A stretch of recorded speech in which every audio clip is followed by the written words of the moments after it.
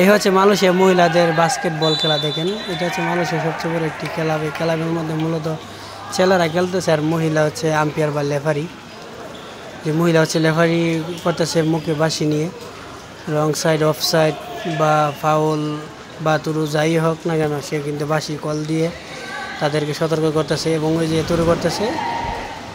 আর ক্লাবে কিন্তু তারা বাস্কেটবল খেলতেছে। এগুলো মূলত সবই হাতে খেলে, কেউ পাও ব্যবহার করে না। পাও লাগলে কিন্তু আবার সমস্যা, হ্যাম্বল হয়ে যায়।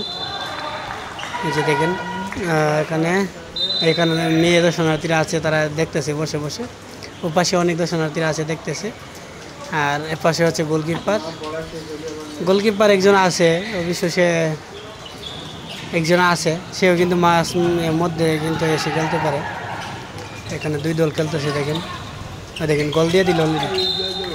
এই হয়েই গেল অলরেডি, হয় না একটির জন্য। দেখেন একজন পরে গেছে, ধাক্কা লেগে আরেকজন হাত দিয়ে টান দিয়ে তুলেছে।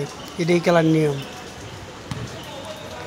এখানে যে পুরুষ লেবারি কিন্তু রয়েছে, আবার পাশে দুইজন নারী লেবারি রয়েছে।